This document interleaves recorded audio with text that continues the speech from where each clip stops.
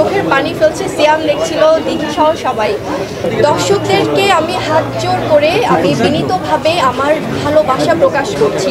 তারা কাজ ছিল, তারা ভালোবাসছিল, এটা কিন্তু আমাদের জঙ্গলের কন্টেন্ট। যখন বাসা থেকে বের হচ্ছিলাম আমার ভাইয়া খুব টেনশন করছিল আজকে যে মেমোরিটা নিয়ে আমি বাসায় যাব, এটা ভাইয়াকে বলার পর আই গেস আমার ভাই অনেক খুশি হবে কেউ না। এবং আমাদের টিমে আমি, সিয়াম, দিঘি, আমরা সবাই মিলে এতদিন কিন্তু আছে না যে আমাদের প্রমোশনাল যে অ্যাক্টিভিটিস সেখানে আমরা অ্যাটেন্ড করতে ট্রাই করেছি, কারণ একটা সিনেমা শুটিং শেষ মানেই তো কাজ শেষ না। কারণ জঙ্গলি ভালোবাসার cinema, romantic cinema, emotional cinema, action cinema, পারিবারিক সিনেমা, তার পাশাপাশি কিন্তু মিউজিক্যাল সিনেমা।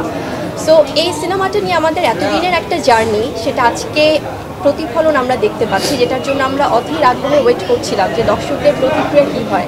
দর্শকদেরকে আমি হাত জোর করে আমি বিনীতভাবে আমার ভালোবাসা প্রকাশ করছি, কারণ আপনাদের এই ভালোবাসা দর্শকরা, আমরা যখন একদম লাস্ট মোমেন্টে আমরা তাদেরকে জাস্ট সারপ্রাইজ দেওয়ার জন্য উপস্থিত হয়েছি, আমরা চাইনি যে সিনেমার মাঝখানে তাদের মনোযোগ নষ্ট হোক। একদম শোর শেষে আমরা যখন তাদেরকে সারপ্রাইজ দিয়েছি, পুরানো একটা শুনশান নীরবতা যেমন ছিল তেমনি তখনও আমরা এন্ট্রি করিনি, তার মাঝে কিন্তু তারা ক্ল্যাপিং করে, তারা ক্ল্যাপস দিয়ে স্ট্যান্ডিং ওভেশন দিচ্ছিল। যখন আমাদেরকে দেখলো তারা সবাই জাস্ট, আমি দেখছিলাম যে চোখের পানি ফেলছে, সিয়াম লিখছিল, দিঘি সহ সবাই।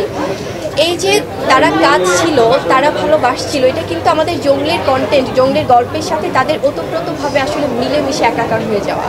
তো আমার মনে হয় এর থেকে বড় পাওয়ার কিছু না।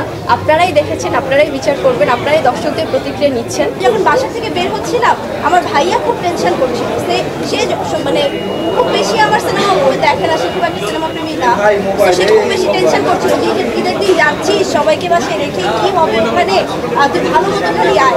তো আমার মনে হয় আজকে যে মেমোরিটা নিয়ে আমি বাসায় যাব, এটা ভাইয়াকে বলার পর আই গেস আমার ভাই অনেক খুশি হবে কেউ না বলে। তো এই জায়গা থেকে আমি বলবো ওই কাউচটা আমরা যেটা দেখছি, একটু পরে যে মাইকগুলো দিকে ছাড়া দিব, পুরো ক্রেডিটটা আসলে ওই কাউচের দিকে যায়।